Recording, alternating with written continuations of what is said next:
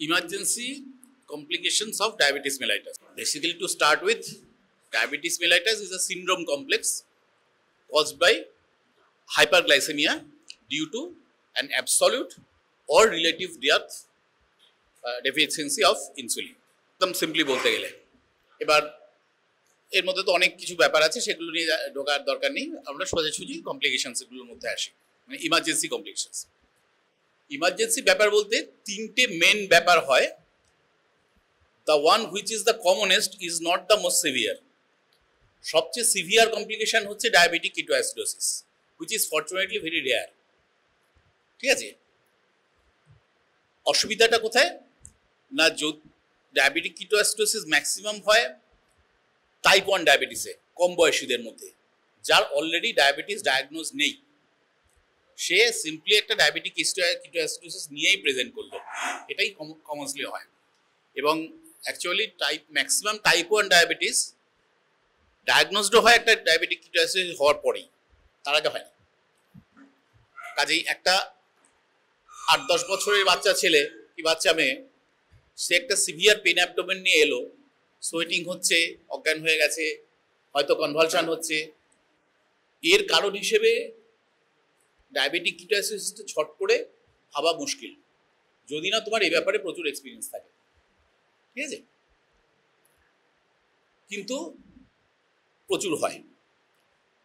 আমি নিজেই আমার জীবনে অ্যাটলিস্ট 40-50 খানা কেস দেখেছি।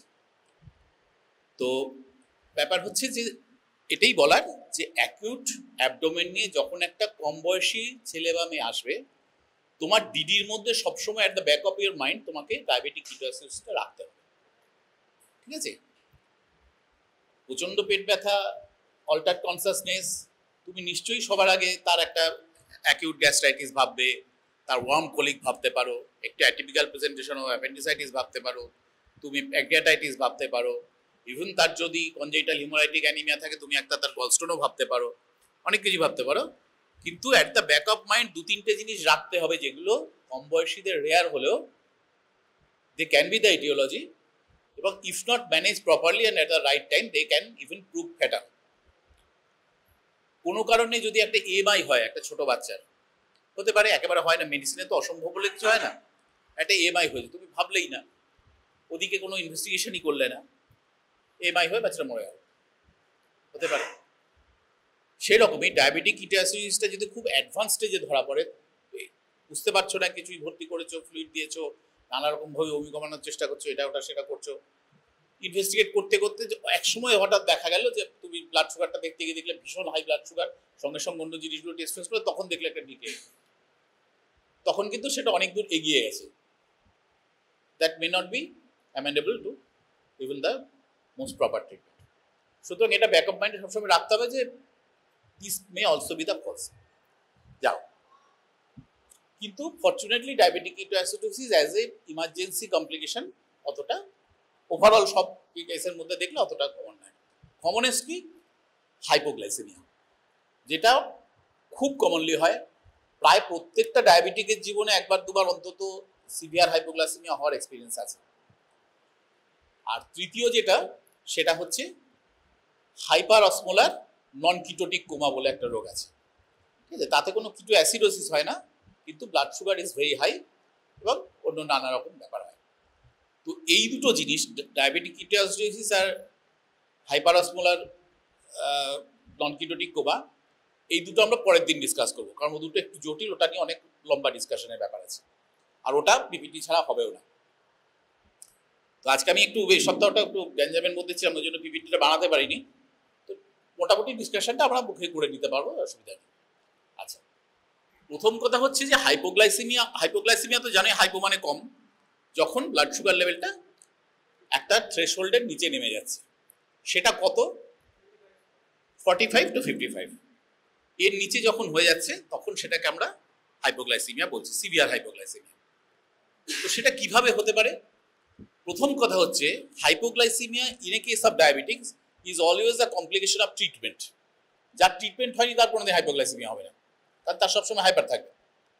ট্রিটমেন্ট হওয়ার পরে, ট্রিটমেন্ট হতে হতে হাইপোগ্লাইসেমিয়া হওয়ার প্রশ্ন আসছে, তার আগে হবে না।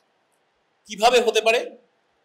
1 নম্বর হচ্ছে ডায়েট থেকে, miss diet, delayed diet or inadequate diet. সুগারের রোগীদের সবসময় বলা হয় যে ঘন ঘন খাবেন, small meals but frequent mills.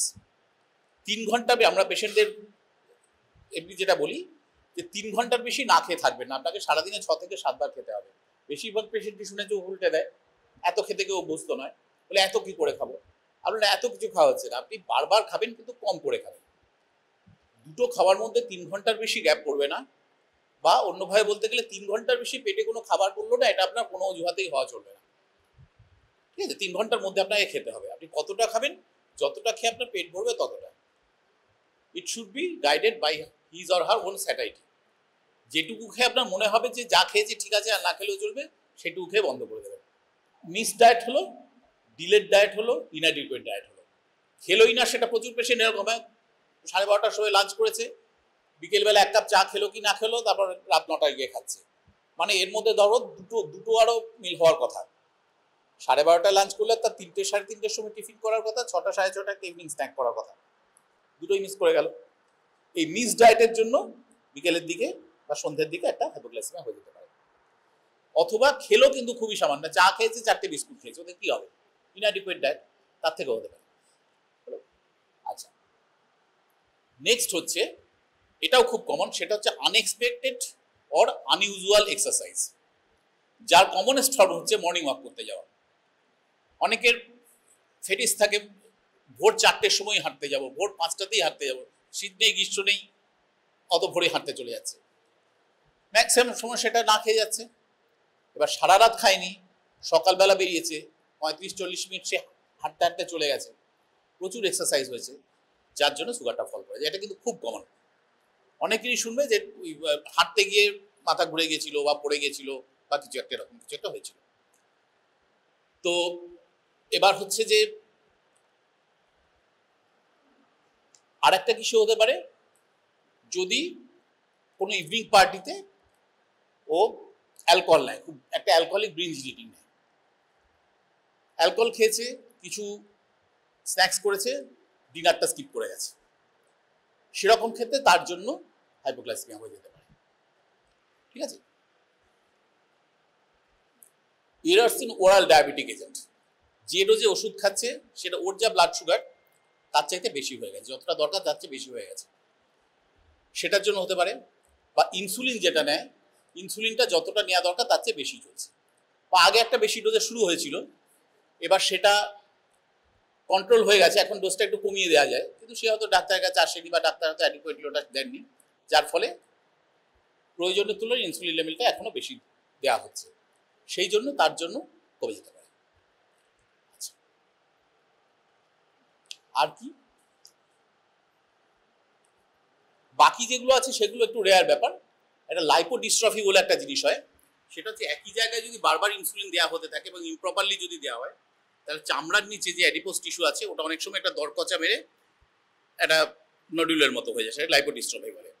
এবার তুমি সেখানে যখন বারবার দিচ্ছ, তখন সেখানে যেহেতু ব্লাড এটা সার্কুলেশনটা একটু কমে গেছে, সেহেতু অ্যাবজর্পশনটা একটু ইরাটিক হয়ে যাবে, যার জন্য একটু ইরাটিক অ্যাবজর্পশনের জন্য ঠিক মতো স্মুথলি যেভাবে সুগারটা কমার কথা সেটা কমলো না, অনেকক্ষণ হয়তো একটা লেভেলে, তারপর একসাথে অনেকখানি অ্যাবজর্ব হয়ে গেল, নাই করে সুগারটা বেশি নেমে গেল, এটা হতে পারে। এটা রিলেটিভলি রেয়ার ব্যাপার। আর দুটো কি, একটা হচ্ছে ম্যাল অবজর্পশন সিনড্রোম, খাওয়া দাওয়ার পেশেন্ট খাচ্ছে অ্যাডিকুয়েট, কিন্তু সেটা ঠিকমতো অ্যাবজর্ব হচ্ছে না, যার জন্য ব্লাড সুগার লেভেলটা যতটা বাড়ার কথা বাড়ছে না, তার জন্য কমে যাচ্ছে। আরেকটা হতে পারে অটোনমিক গ্যাস্ট্রোপ্যারাসিস হয় অনেক সময় পেশেন্টদের, যখন অটোনমিক নিউরোপ্যাথি হয়ে যায় তার জন্য গ্যাস্ট্রোপ্যারাসিস হয়, স্টমাক থেকে ফুডটা যাচ্ছেই না ঠিক মতো, বা খুব স্লোলি যাচ্ছে, স্লোলি গেলে অ্যাবজর্পশনও স্লো হবে, তাতেও ব্লাড সুগার যতটা বাড়ার সেটা বাড়বে না, ঠিক মতো স্মুথলি বাড়বে না। আর একটা খুব রেয়ার, এটা বলা হয় but it's a theoretical consideration, বইয়ে লেখা থাকে কিন্তু আমি অন্তত কোনোদিন হতে দেখিনি বা শুনিওনি, সেটা হচ্ছে breast feeding by a diabetic mother. মা ঠিক মতো খাচ্ছে না, এদিকে বাচ্চাকে ব্রেস্ট ফিড করে যাচ্ছে, যেই জন্য ব্রেস্ট ফিডিং এর সময় ব্লাড সুগার ড্রপ করে যাচ্ছে মায়ের। এটা থিওরিটিক্যাল কনসিডারেশন, আমার মনে হয় না প্র্যাকটিক্যালি ফাইট হয়, আমি কোনোদিন হতে দেখিনি বা শুনিওনি। আচ্ছা, আর একটা হচ্ছে অতটা আনকমন নয় বাট ভেরি আনফর্চুনেট, সেটা হচ্ছে ফ্যাকটিসিয়াস হাইপোগ্লাইসেমিয়া, সেলফ ইনডিউসড, যেটা লোকে ইউজুয়ালি সুইসাইড করার জন্য করে। ইনসুলিন নিয়ে নিজের ব্রেনের একটা ইনজেক্ট করে দিল, সিভিয়ার হাইপোগ্লাইসেমিয়া হয়ে পড়ে থাকলো, কেউ খেয়াল করলো না, মরে গেল। It's a very popular form of suicide, particularly among the doctors and the health workers. ঠিক আছে? আচ্ছা, এই গেল মোটামুটি কারণ। কমন কারণ কি কি যেগুলো মনে রাখতে হবে এবং পেশেন্টকে বলতে হবে? এক নম্বর হচ্ছে খাবার ব্যাপারটা, ফ্রিকোয়েন্টলি খাবেন 3 ঘন্টার মধ্যে, যতটা খেয়ে পেট ভরবে ততটাই খাবেন, এবং উপোস করবেন না, উপোস করলে প্রবলেম। আর এক্সারসাইজের ব্যাপারটা, কোনো আমরা যেটা বলি যে মর্নিং ওয়াক করবেন, খেয়ে যাবেন, আর কোনো পরিশ্রমের কাজই খালি পেটে করবেন না। ঠিক আছে? এরপরে হচ্ছে যে রিস্ক ফ্যাক্টরস কি কি, সিভিয়ার হাইপোগ্লাইসেমিয়া হওয়ার রিস্ক ফ্যাক্টরস কি কি। যদি খুব স্ট্রিক্ট গ্লাইসেমিক কন্ট্রোলে থাকে পেশেন্ট, একদম অ্যাট পার আছে, সেক্ষেত্রে যে কোনো কারণে সুগারটা একটু ফল করলেই হাইপোগ্লাইসেমিয়া হয়ে যাবে, সেটা এক নম্বর। দ্বিতীয় কথা হচ্ছে impaired awareness of hypoglycaemia, patient একটু হাবাগোবা বা কম বয়সী, একদম বাচ্চা, বোঝে না, বা ডিমেনশিয়া আছে পেশেন্টে, কথা মানে প্রবলেম হতে শুরু করেছে, মাইল্ড হাইপোগ্লাইসেমিয়ার যে ফিচারগুলো সেগুলো আসতে শুরু করেছে, কিন্তু পেশেন্ট বুঝতে পারলো না, সেভাবে একটা হতে পারে। Very young and very elderly, for the same reason, warning সিমটমসগুলো পেশেন্ট ফলো করতে পারবে না।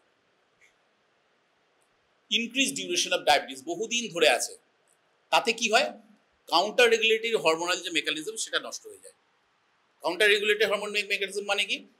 যখনই ব্লাড সুগার কোনো কারণে নেমে যাচ্ছে, তখনই ইনসুলিনের কাউন্টার রেগুলেটরি যে হরমোনগুলো আছে তার মধ্যে কি কি আছে? গ্লুকাগন, নরঅ্যাড্রিনালিন আর কর্টিসল, এই তিনটে হাইপার সিক্রিশন হয়ে একই সাথে ইনসুলিনের সিক্রিশনটাকেও কমিয়ে দেয় এবং ব্লাড সুগারটাকেও বাড়িয়ে দেয়। ইনসুলিন ব্লাড সুগার কমাচ্ছে, এরা তিনজন ব্লাড সুগারকে বাড়াচ্ছে। এই দুটোর একটা ব্যালেন্স থাকার কথা। যে কোনো কারণে হাইপোগ্লাইসেমিয়া হলে, ব্লাড সুগার কমে গেলে এদের এই কাউন্টার রেগুলেটরি হরমোনগুলোর ওটাকে নর্মালাইজ করে দেওয়ার কথা। এইবার একটা টাইপ 1 ডায়াবেটিসের ক্ষেত্রে কি হয়? এই মেকানিজমটা আস্তে আস্তে নষ্ট হয়ে যায়। Usually by 5 years of diabetes, শুরু হওয়ার 5 বছরের মধ্যে, that mechanism is completely lost. তখন কি হবে? যখন সুগার নেমে যাবে তখন নেমেই যাবে, ওকে কাউন্টার করার মতো কেউ নেই, বা থাকলেও খুব ইনঅ্যাডিকুয়েট, সেই জন্য তার থেকে সিভিয়ার হাইপোগ্লাইসেমিয়া হয়ে যাওয়ার একটা চান্স থাকে।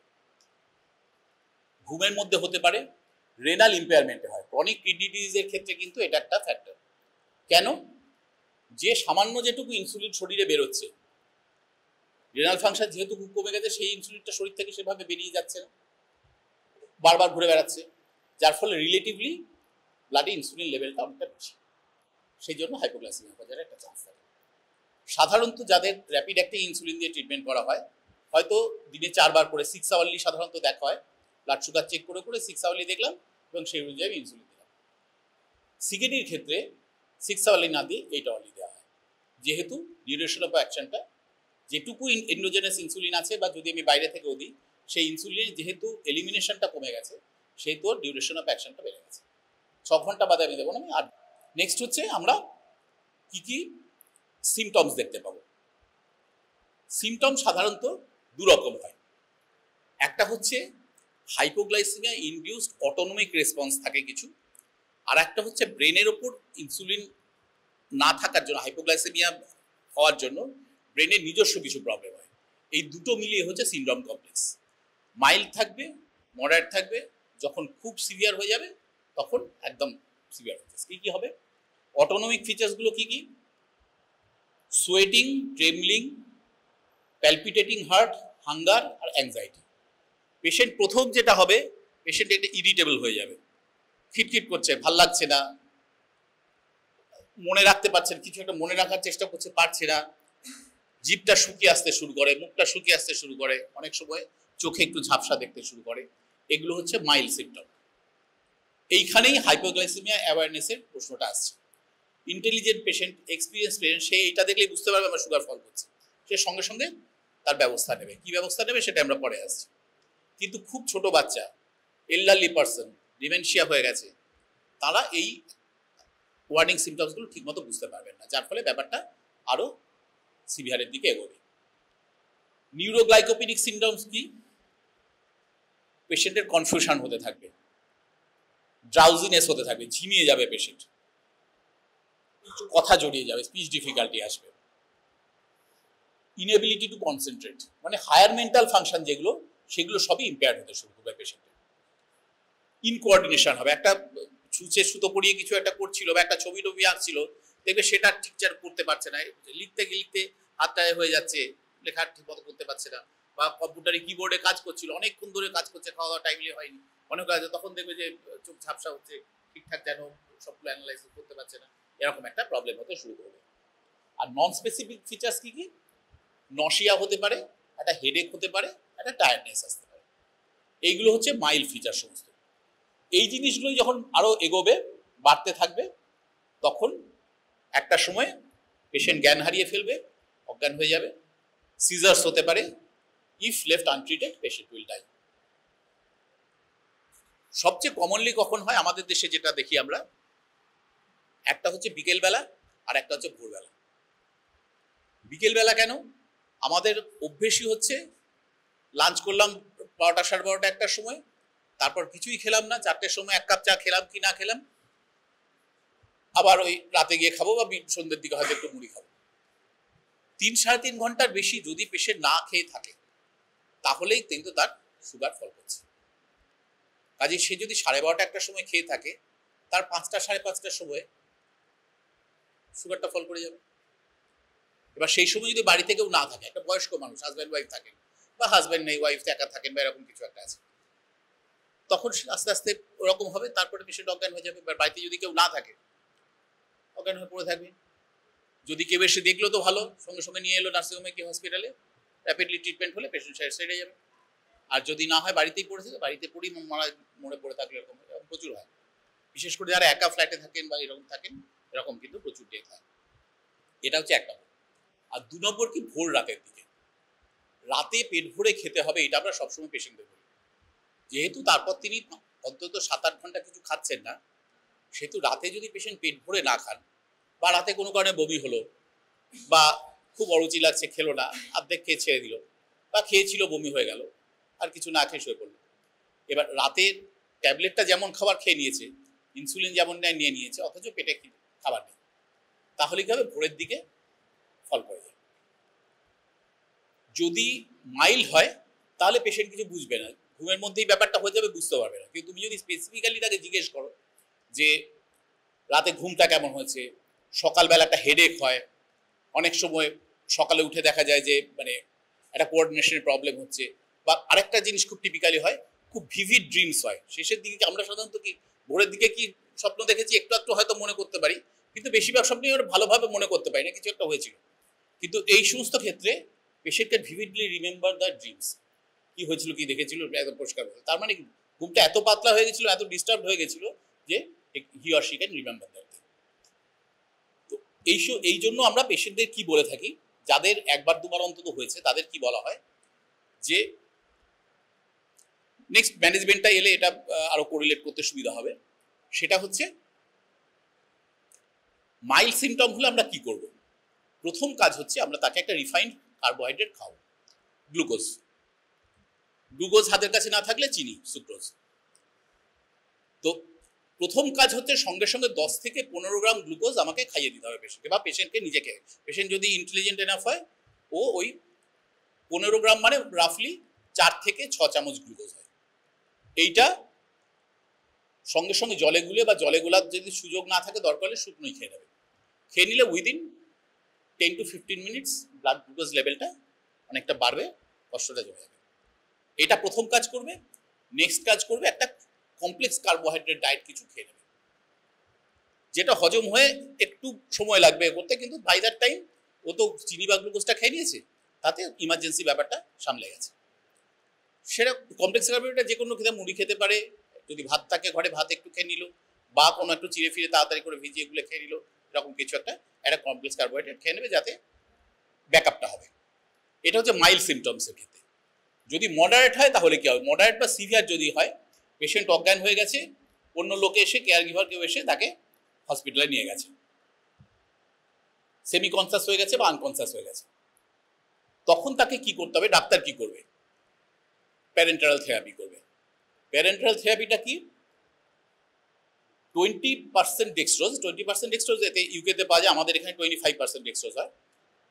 25% ডেক্সট্রোজ 75 ml, সেটা একটা ইনফিউশন পাম্প যদি থাকে ইনফিউশন পাম্প, না হলে এমনি সিম্পল একটা মাইক্রোড্রিপ সেট দিয়ে পেশেন্টকে চালিয়ে দেওয়া হবে ওভার 20 to 30 মিনিটস।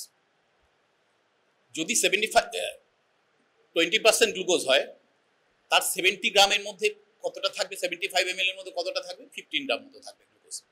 সেইটা দ্যাট কামস রাফলি to 0.2 gram per KG.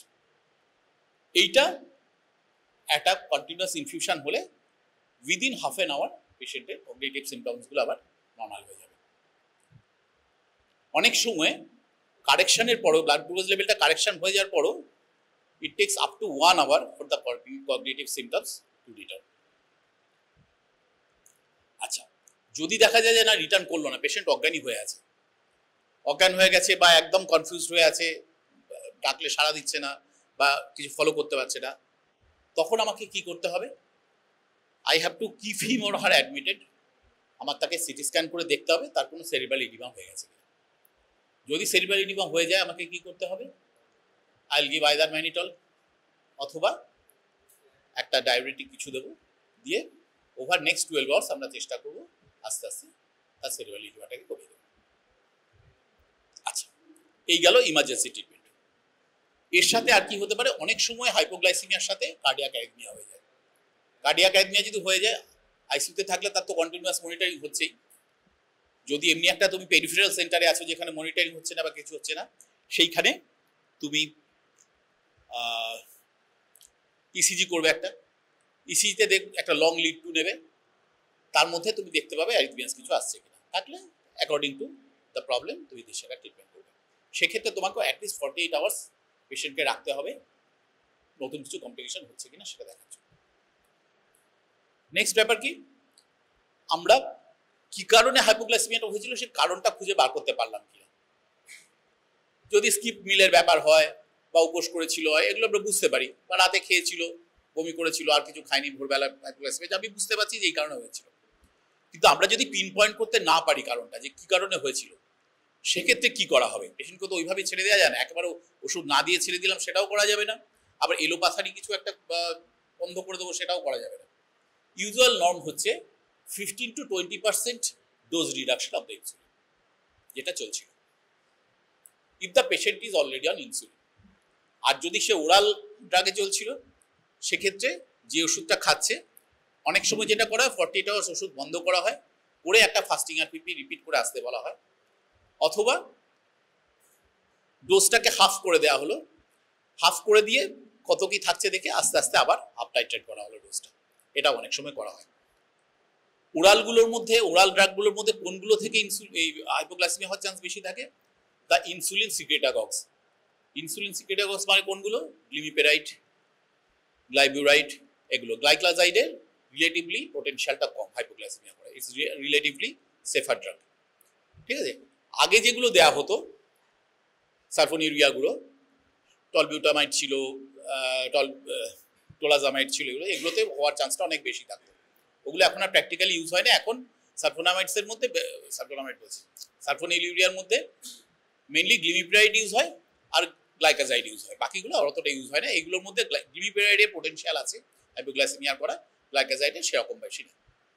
R insulin, এই দুটো ড্রাগ থাকলে পার্টিকুলারলি তোমাকে সবসময় হাইপোগ্লাইসেমিয়ার কথা ভেবে রাখতে হবে। কোন ড্রাগগুলোতে হাইপোগ্লাইসেমিয়া হওয়ার চান্স খুব কম, GLP-1 অ্যানালগগুলোর মধ্যে খুব কম চান্স, DPP-4 ইনহিবিটরগুলোর মধ্যে চান্স খুব কম, মানে আমাদের সিটাগ্লিপটিন, ভিল্ডাগ্লিপটিন, টেরিলিপটিন যেগুলো আছে, এগুলোর মধ্যে মানে হাইপোগ্লাইসেমিয়া করার প্রবণতা খুব কম। আর এখন যেটা একদম ক্রেজ, SGLT2 ইনহিবিটার্স, SGLT2 ইনহিবিটার্সগুলোর মধ্যে যেহেতু এরা পুরোপুরি ইনসুলিন ইন্ডিপেন্ডেন্ট মেকানিজমে কাজ করে, ডাপাগ্লিফ্লোজিন বা এপাগ্লিফ্লোজিন বা কানাগ্লিফ্লোজিন, এগুলো একেবারে শুধু তো রেনাল রুট দিয়ে কাজ করে, এদের সাথে ইনসুলিনের কোনো সম্পর্ক নেই। সেই কারণে এদের হাইপোগ্লাইসেমিয়া করার চান্সটা খুব কম। যেমন গ্লোমেরুলার ফিল্ট্রেটে যেমন গ্লুকোজ আসছে ও তেমন বার করে দিচ্ছে। গ্লোমেরুলার ফিল্ট্রেটে যদি গ্লুকোজ না আসে তাহলে ও কিছু কাজ করবে না, যার ফলে যখন already blood sugar level normal হয়ে গেছে তখন এই গ্লোবুলার ফিল্টারে সুগার খুব কম আসছে, কাজে তখন আরো কমানোর স্কোপটা থাকছে না, যে কারণে SGLT2 ইনহিবিটর ইউজ করলে হাইপোগ্লাইসেমিয়া হওয়ার চান্স অনেক কম থাকে। কিন্তু ইনসুলিন দিলে তোমাকে সবসময় মাথায় রাখতে হবে, আইডিয়ালি প্রথম যখন ইনসুলিন পেশেন্টের শুরু করা হয় পেশেন্টকে বলা হয় যে দিনে অন্তত 3 বার বা 4 বার করে গ্লুকোমিটার দিয়ে দেখে দেখে সেই অনুযায়ী করে, কত হলে কমিয়ে দেবেন, কত বাড়লে কত ইউনিট বাড়াবেন, এরকম ভাবে একটা অ্যালগোরিদম করে দেওয়া হয়, করে দিয়ে বলা হয় অনুযায়ী নিজেকেই সেলফ মনিটরিং করতে। হলো, এবার হচ্ছে প্রিভেনশন। প্রিভেনশন কি করে করব? প্রিভেনশন করলে প্রিভেনশনের প্রথম কথা হচ্ছে পেশেন্টের সাথে একটু সময় ব্যয় করতে হবে। আমরা ডাক্তাররা বেশিরভাগই যেরকম করে পেশেন্টকে ভাগিয়ে দিলাম, ওই করলে হবে না। অন্তত প্রথম দুটো তিনটে সিটিংয়ে তোমাকে পেশেন্টকে কিন্তু এই জিনিসগুলো বোঝাতে হবে, অনেকগুলো জিনিস বোঝাতে হবে, তার জন্য একটু সময় দিতে হবে। মেন যে কথাটা খাওয়ার, যে এই দুটো জিনিস অবশ্যই বলতে হবে। 1 নম্বর হচ্ছে খাওয়ার টাইমের ব্যাপারটা, যে আপনাকে সারাদিন অন্তত 6 থেকে 7 বার খেতে হবে, দুটো খাবারের মধ্যে 3 ঘন্টার বেশি দেরি করা চলবে না, আর যতটাকে খিদে মিটবে ততটাই খেতে হবে, আধ পেট কখনো থাকবেন না, আবার অতিরিক্ত বেশিও খাবেন না। আগে অনেক সময় বলা হতো, অনেক ডাক্তারও বলতেন পেটটা একটু খালি রেখে খাবে, এটা একটা খুব নন স্পেসিফিক কথা, তাতে কিন্তু হাইপোগ্লাইসেমিয়ার চান্সটা বেশি। এগুলো হতো আগে, এই জন্য ওরকম ভাবে এখন আর বলা হয় না, এখন বলে আপনার যেটুকু খেয়ে স্যাটিসফ্যাকশন হবে সেটুকু। এবার ডায়েট চার্টে তুমি দেখবে 6 ইঞ্চি ডায়ামিটারের রুটি, হেন তেন অনেক কিছু দেওয়া দেয়, নিউট্রিশনিস্টরা এসব নিয়ে খুব হইচই করে, এগুলো খুব ইমপ্র্যাকটিক্যাল, এগুলো পেশেন্ট কোনোদিন সেভাবে ফলো করতে পারে না। প্রথম দিকে কিছুদিন খুব মোটিভেটেড হয়ে করবে, তারপরে যা করছি তাই করো, যা হবে বাবা হবে, আর কি হয় এরকম করে পারা যায় কিনা এরকম। তার চাইতে প্রথম থেকেই তোমাকে পেশেন্টকে এমন যদি তুমি একটা অ্যাপ্রোচ দিয়ে দাও যে আপনি প্রায় সব কিছুই খেতে পারেন, খাবার আপনার বারণ বিশেষ কিছু নেই, কি কি খাবেন না, আপনি ঘি মাখন খাবেন না, বেশি মশলাদার খাবার খাবেন না, বেশি রিচ রান্না খাবেন না, জাঙ্ক ফুড খাবেন না, ময়দার খাবার খাবেন না, বাকি সব কিছুই খাবেন। এটা শুনলেই পেশেন্ট খুব খুশি হয়ে যাবে, বাকি সব কিছু খাবেন। কি কি ফল খেতে পারবো, সব পেশেন্ট এসে জিজ্ঞেস করে কি কি ফল খেতে পারবো, তুমি তাকে প্রথমে বললে আপনি সব কিছু ফল খেতে পারবেন, কোনো ফল বারণ না, but you have to specify the amount. আমি যেটা বলি খুব সহজভাবে, যে আমাদের দেখো, আমি যেসব জায়গায় প্র্যাকটিস করি, বর্ধমানে বলো বা এইসব জায়গায়, আমাদের বেশিরভাগ রুরাল পেশেন্ট, তারা তো অত ভালো করে এগুলো ফলো করতে পারে না। আমরা কি বলি যে আপনি মিষ্টি ফলগুলো আধখানার বেশি খাবেন না, যেগুলো অতটা মিষ্টি নয়, যেমন শসা, পেয়ারা, লেবু, মুসুম্বি, নাশপাতি, এগুলো আপনি গোটা খেতে পারেন। কলা যদি ছোট হয় গোটা খাবেন, বড় কলা হলে আধখানা খাবেন, অ্যাজ সিম্পল অ্যাজ দ্যাট। এটা পেশেন্টের মনে রাখতেও সুবিধা, ফলো করতেও সুবিধা। মিষ্টি ফল হলে আধখানার বেশি খাবেন, আম আপনি এবেলা আধখানা খেলেন, ওবেলা আধখানা খেলেন, এটা করতে পারেন। তরমুজ একটা বড় ফালি খেলেন, আনারস একটা বড় ফালি খেলেন, এরকম আর কি। কিন্তু যেগুলো অতটা মিষ্টি হয় সেগুলো আপনি গোটা খেতে পারেন, এরকম ভাবে একটা তুমি নন স্পেসিফিক বলে দিলে। এবার টাইমটা, অ্যামাউন্টটা, আর কি যাদের দেখে মনে হবে তোমার এর পার্টি করার অভ্যেস আছে, অ্যালকোহল ফ্যালকোহল খায়, তাকে ওইটা বলে দেবে যে যদি কোনোদিন পার্টি করেন 2-3 পেগের বেশি কখনো খাবেন না, খেলে স্ন্যাক্স কি খাচ্ছেন সেটা জেনে বুঝে খাবেন, এবং ডিনারটা স্কিপ করবেন না। এতগুলো স্ন্যাক্স খেলেন বলে ডিনারটা স্কিপ করে বাড়িতে চলে এলেন, রাতে আর কিছু খাবো না, সেটা করলে কিন্তু ভুল কাজ করা হবে। বিকজ যে স্ন্যাক্সগুলো যেগুলো দেওয়া হচ্ছে তার অনেকগুলোই হচ্ছে 0 ক্যালোরি, সেগুলো খেয়ে লাভ কিছু হবে না। আচ্ছা, যেটা সবচেয়ে ইম্পর্টেন্ট, যেটা পেশেন্টকে বলে দিতে হয়, নারী পুরুষ নির্বিশেষে সবাইকে বলতে হয়, সেটা হচ্ছে অনেকগুলো গ্লুকোজের প্যাকেট করবেন। আপনি একটা বড় 500 গ্রামের গ্লুকন-ডির প্যাকেট কিনবেন, এটা থেকে ছোট ছোট স্যাচেটে আপনি 6 চামচ করে গ্লুকোজ নিয়ে প্যাকেট করে রাখবেন, এবং যেখানে যেখানে আপনি থাকেন, সকালে বাথরুমে যান সেখানে রাখবেন, যে যে ঘরে, আপনার ঘরে একটা বেডরুম থাকলে সেই বেডরুমে, যদি 2টো বেডরুম থাকে 2টো বেডরুমে, আপনি যেখানে ঘুমন আপনার হাতের নাগালের মধ্যে থাকবে এরকম জায়গায় আপনি অন্তত 2টো করে এই স্যাচেট রেখে দেবেন। কারণ ধরো ভোরবেলা সুগার ফল করে গেছে, যদি ঘুমের মধ্যে মরে গেল তাহলে তো মিটেই গেল, আর যদি কোনো মতে জেগে উঠেছে কিন্তু তখন ঘর আলো তো অর্ধেক সময় জ্বলবে না, বা একটা নাইট ল্যাম্প জ্বলছে, তখন উঠে হাতড়ে হাতড়ে কোথায় গ্লুকোজ নিয়েছিলাম নিয়ে খাবার, এই ক্ষমতা থাকবে না। কাজে বালিশের তলায় হোক বা বিছানার পাশে একটা দেরাজ থাকে অনেকের, সেইখানে হোক কোথাও একটা 2টো প্যাকেট, 2টো স্যাচেট অফ গ্লুকোজ আপনাকে অবশ্যই রাখতে হবে, এটা রেখে দেবেন। সকালে বাথরুমে যেখানে যান, কোমরের ওপরে বা কোথাও একটা সাধারণত তাক থাকে, সেখানে আপনি ভালো করে 2টো প্যাকেট রেখে দেবেন। কারণ সকালে খেতে গিয়ে, সকালে গেল কোমরে গিয়ে অনেকের কনস্টিপেশন থাকে, যত এক্সার্ট করছে তত হাইপোগ্লাইসেমিয়ার চান্স বেড়ে যায়। এই সমস্ত প্র্যাকটিক্যালি ভাবতে গেলে এই সমস্ত সিচুয়েশনগুলোতে হয়। সেখানে যদি একটা হাতের কাছে কোথা থাকে ঝট করে খেললো, ফুলের শুকনোটাই খেয়ে নিল, তাহলে the disaster may be avoided. এবং যদি মহিলা হয়, আমরা বলে দিই যে আপনার যদি দুটো ভ্যানিটি ব্যাগ থাকে যেটা নিয়ে আপনি বেরোন বাইরে টাইরে, বা যে দুটো থলি থাকে যেগুলো নিয়ে বেরোন, ওই ব্যাগগুলোর মধ্যে কিন্তু দুটো করে অন্তত প্যাকেট রেখে দেবেন। কারণ কোথায় হবে কখন হবে আপনি জানেন না, যেখানে হবে যেন আপনি সঙ্গে সঙ্গে গ্লুকোজটা খেয়ে নিতে পারেন। আগে ওটা খাবেন, তারপর কাছে পিঠে যেখানে নামতে পারবেন নেমে একটা খাবার দাবার কিছু খাবেন। এই ব্যাপারটা বুঝিয়ে দেওয়া খুব ইম্পর্টেন্ট। নাহলে আপনি কিছু হলে গ্লুকোজ খাবেন এরকম বলে তুমি ছেড়ে দিলে পেশেন্ট কিন্তু ব্যাপারটাকে প্র্যাকটিক্যালি ফলো করতে পারবে না বা সেরকম ভাবে অর্গানাইজ করতে পারবে না। আমরা এরকম ভাবে বলি যে একটা 500 গ্রাম গ্লুকোজ কিনলেন, এটা থেকে আপনি 10টা প্যাকেট বানালেন, এইরকম 6 চামচ করে এই জায়গায় রেখে দেবেন। এমন বিশেষ করে রাতে বিছানার পাশে এমন জায়গা থাকবে যেখানে আপনি ঘুমের মধ্যেও হাত বাড়িয়ে জিনিসটা পেয়ে যাবেন।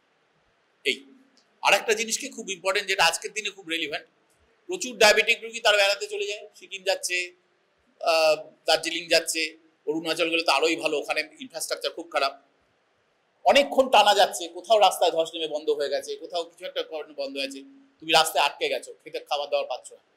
সবসময় যে জন্য বলা হয় ব্যাগে অন্তত 2 রাউন্ড ড্রাই ফ্রুট রাখবেন, যাতে দুবার অন্তত খাওয়ার মতো ড্রাই ফ্রুট আপনার সঙ্গে সবসময় থাকে। সেটা চিড়ে ভাজা হতে পারে, একটা সেও ভাজা হতে পারে, বা অন্য হোয়াটএভার কিছু। দুবার অন্তত, আপনি যদি 7-8 ঘন্টাও আটকে যান কোথাও, দুবার অন্তত খাওয়ার মতো ড্রাই ফ্রুট যেন আপনার সাথে সবসময় থাকে, এটা বলে দিতে হবে। এই মোটামুটি। আর আরেকটা ব্যাপার হচ্ছে, যখন পেশেন্টের কোনো প্রি অপারেটিভ ব্যাপার থাকে, পেশেন্টের অপারেশন হবে, অপারেশনের দিন ইউজুয়ালি সকাল থেকে হয়ে যায়, মানে তোমার এনপিও করে দেওয়া হয়, সেই ক্ষেত্রে কিন্তু যেটা বলা হয় যে একটা ডিকেআই বলে একটা ড্রিপ আছে। ডিকেআই ড্রিপ মানে 500 ml একটা 5% ডেক্সট্রোজ, তার মধ্যে 10 ইউনিট সলিউবল ইনসুলিন আর 10 ml injection KCL, half ampoule, এইটাকে বলা হয় ডিকেআই ড্রিপ। যেদিন পেশেন্টের অপারেশন হবে সেই দিন সকাল থেকে ওই ডিকেআই ড্রিপটা চালিয়ে দিতে হবে। এটা 6 ঘন্টা অন্তর অন্তর চলবে, and that will be continued post operatively until the patient restarts taking oral. এই পুরো সময়টাই ডিকেআই ড্রিপটা 6 ঘন্টা করে চালিয়ে যেতে হবে, যাতে পেশেন্টের হাইপোগ্লাইসেমিয়া না হয়।